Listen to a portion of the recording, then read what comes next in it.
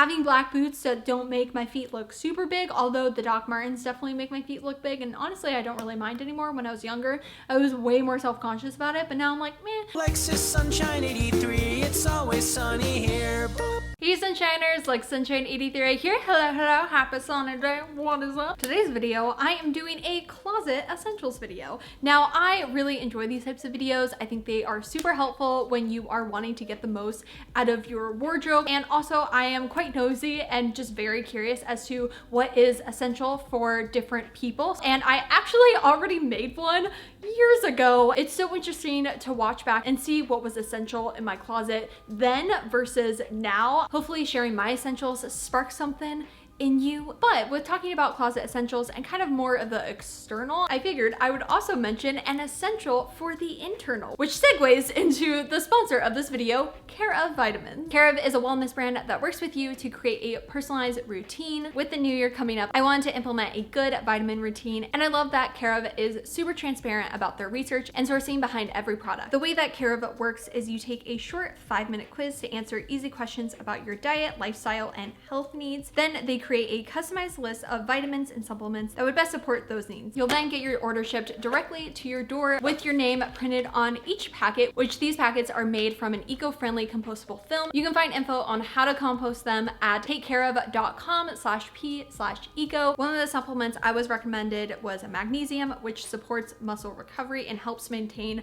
healthy bones, which is super important for my body because working out is such a big part of my daily routine. And then also Vegan D, which is a vegan source of vitamin D, is essential for me nowadays because I don't really leave my house, and in turn I don't get much sun. You can take the quiz using the link below to see what vitamins and supplements Care of recommends for you and get 50% off your first order by using my promo code sunshine50. Taking care of yourself on the inside is definitely essential to be the best you. But now on to the essentials for the external, outside, because we're going on the inside now that the outside.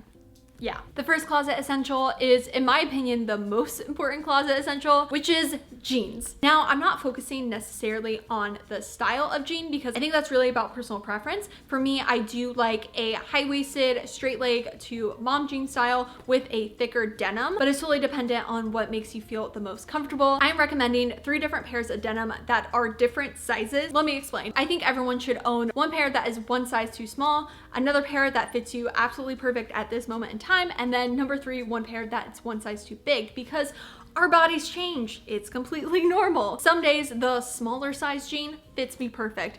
Other days I can't even button it up. If you find that perfect pair of denim, whether you bought it new or you bought it secondhand, and a couple months down the road they don't fit you anymore, and so then you declutter it, but then a couple months go by, your body changes, and now those jeans would have been your perfect pair of jeans, but you decluttered them. Then you buy a new pair or try to find something similar, and then a couple months down the line, now those don't work for you anymore because your body has changed. You declutter it, and the cycle continues. It is so hard to find the perfect pair of jeans, so when you find them, keep them, because you never know when your body is going to change. And I think it'll also help just like in the waste aspect of not continuing to declutter but then rebuy, and I feel like jeans are the perfect category for that. I have 3 pairs of denim that I absolutely love that are different sizes. Now these are all secondhand, so it's not like I can look at the size and be like, oh, this is one size bigger. I just know based on the fit, and actually the smallest size one I've had for the longest. And every time I went to declutter my closet, I would think in my head, you know what, this is a time to say goodbye to them because they were always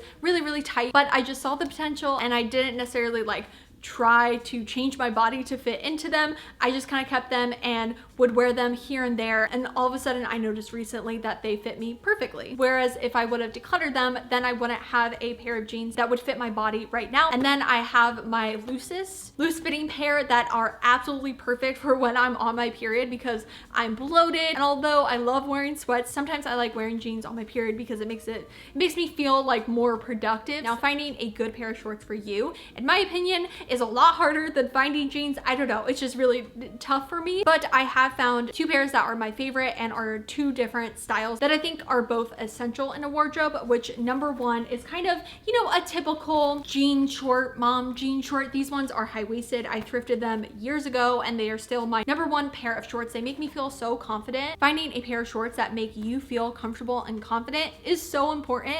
I know some people really like distressed fitting shorts. For me, I do have a pair like that, but they aren't necessarily like my favorite. I feel like every summer for so many years I would just dread because I didn't have a good pair of shorts that I actually felt good in, and so I would just wear jeans in like 105-degree weather. So it's definitely a journey to find the perfect pair, but I think finding a cuffed version and, in my opinion, a high-waisted version is the way to go. But I think another style that is essential is a longer length pair of shorts. I know not everyone loves them, but I think they do have their place. So these ones I actually got from a Depop mystery box, and they are just so amazing. They are high-waisted, but they're a little bit looser on the leg portion, which I think totally makes a difference. The tighter fitting Bermuda shorts, they just never looked how I wanted them to look.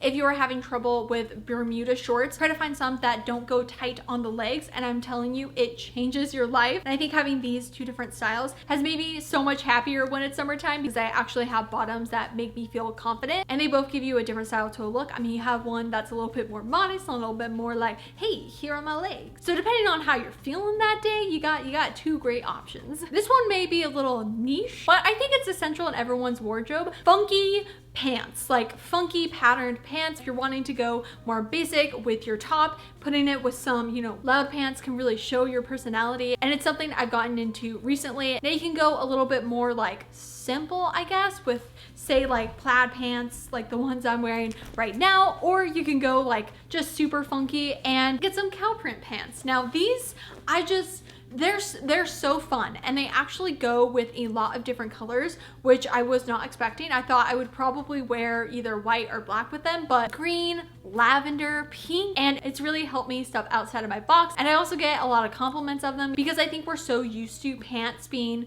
kind of boring. It's usually the top portion that's fun. And if you also don't know what to wear that day, or you're not really good at accessorizing like me, getting some pattern pants kind of just, they take over the outfit. So I recommend trying to find a pattern that you really like, whether that's leopard print, cheetah print, there's tie-dye pants, cow print pants, plaid pants. I mean, there's so many different styles that you can choose from. It's taken me a while to figure out what pattern I actually liked and went with my wardrobe, and now I am just obsessed. Moving up to the top portion of your body, which are tops. Now something I'm trying to get better at are basics, and specifically tank tops I think are kind of like the shining star of basics. You can do so much with tank tops. You can layer them, you can wear them on their own. It's a portion of my wardrobe that I really need to work on, but I wanted to talk about 3 different types of tank tops because I think they all serve their own purpose. The first one being just a basic spaghetti strap tank top. It's a spaghetti strap. This one I've had for such a long time, and I think having it specifically in black has kind of helped with the longevity. And depending on what your style is, you may want more colorful tank tops or more kind of neutral tank tops. In this case, especially with the spaghetti strap one, I think just going for a black or white one will help you have a better range within your wardrobe. The next style tank top I think is a little bit more catered towards me, but a tank top with almost like a square neck. Something like this, it has a ribbed detail on it. It gives it more like oomph. This one with my kind of body frame just makes me feel so good. I think it looks really good. It kind of highlights all the parts that I would want to highlight in a tank top. I think having it in green also kind of makes it a little bit more special. If it was in black or white, I think it still would look good, but having it in green, it makes my eyes pop. If I put it with, you know, even just a denim jacket, it still pops out. This next style tank top may not be everyone's fave, but just give me a sec to explain. This satin looking material makes it look just so like luxurious and fancy. A satin style or like slip style tank top, in my opinion, is essential because again, layering, and I feel like something like this, you know, I can put it over a turtleneck, a t-shirt, and it just looks really nice. It's just the more elegant version of the basic tank top. Now again, this one is very specific to my style and a silhouette that I personally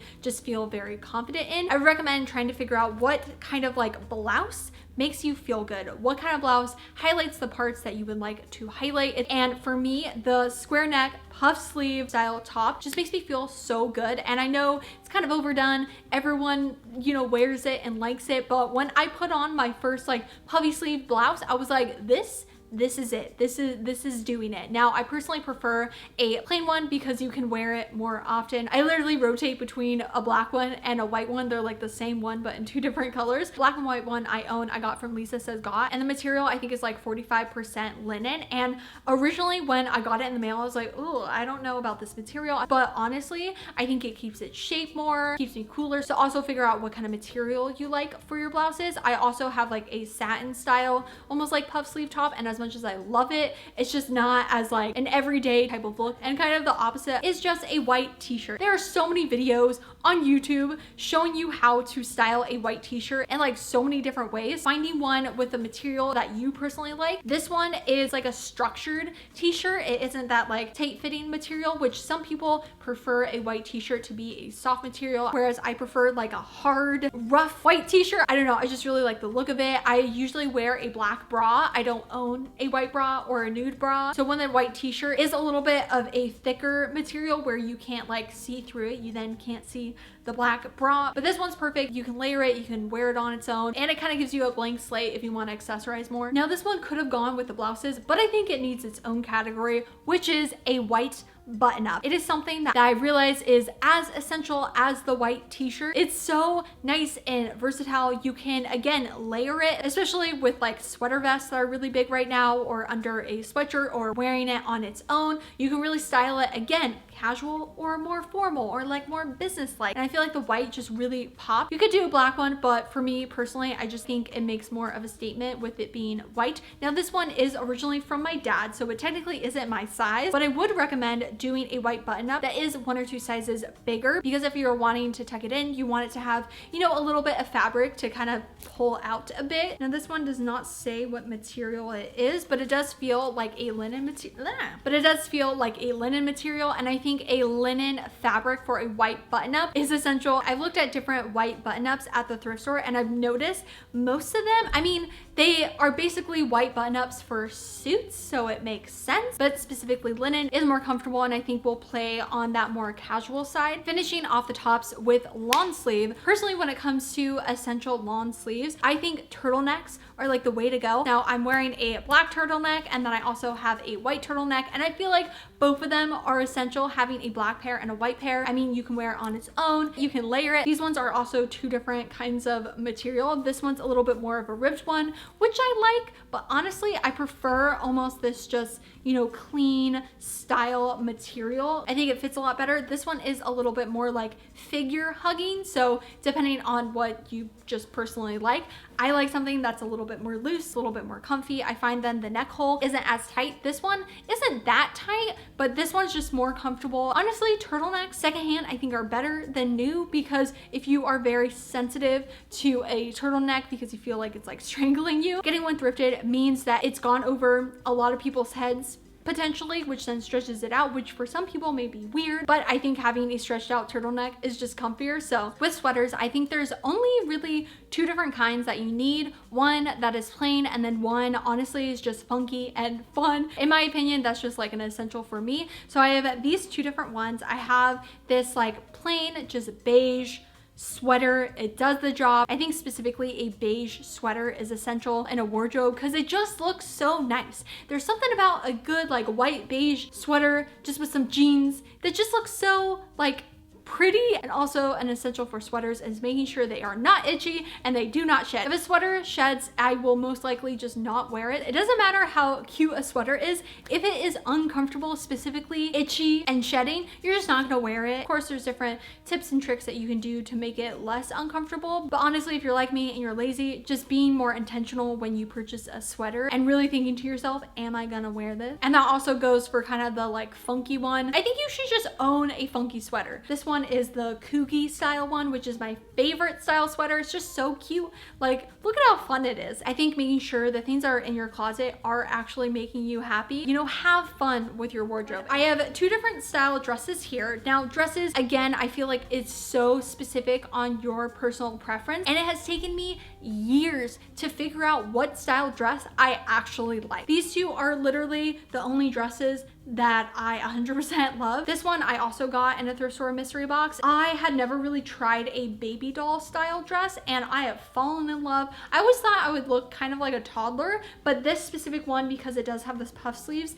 and I think also the pattern on it is a little bit more elegant. It is just the most beautiful thing in the world. When you try on a style and you're like, oh, I feel like myself, that's when you know that you have found it. Same thing with this slip style dress. I know a lot of people are like, no, you can't wear that because it looks like pajamas, but it was my first introduction to a dress that makes me feel confident, and something like this is also very versatile. You can layer it. I love taking a slip dress and tucking it into jeans and then basically just making it like a satin tank top. It's great. I recommend it to everyone. Of course, you have to find one that like isn't too pajama-y, and this one I think does a really great job of not being too lingerie, but you know, it has the little lace detail. It's almost kind of like a fit and flare, like it kind of goes in and out, but not too like Forever 21 fit and flare. I have a couple of different types of jackets that I think are essential, which number one, a denim jacket. I think everyone should own a denim jacket, but I think a lot of people don't realize there's so many different styles of denim jackets. There's different materials, there's different lengths.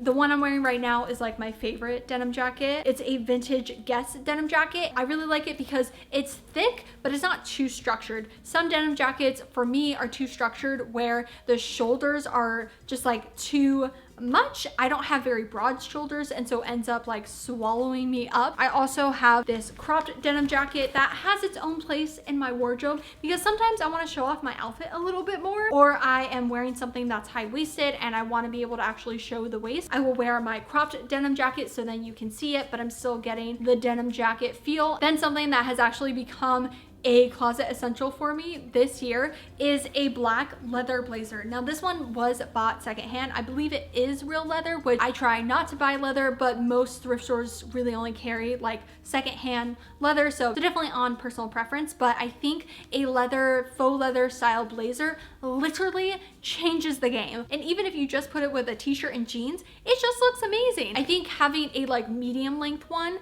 is the key. If it's too short, kind of looks a little bit too businessy. If it's too long, it's kind of like the Matrix, which if you want to go for that look, go for it. You just can't go wrong with a good black leather blazer. It just adds so much. Now I think everyone should own a good pair of black boots. Now, depending on your style, I think the different style of black boot differs to what makes sense for you, if that made sense. Of course, you have the classic like Doc Marten, Jadon boots. Honestly, I would recommend everyone and anyone to own these. I wear these on the daily. I freaking love them. They're actually quite comfy. I walked all around London in them. I like that they have a zipper. I had like the normal Doc Marten boots like these, and I just found that I was picking these more than those because I didn't have to tie them up. But if you have more of a sophisticated style, going for kind of like a pointy heel boot, these ones I got like at the beginning of the year. I think they're originally from ASOS, and although I hate the tie thing, it's literally the worst because it like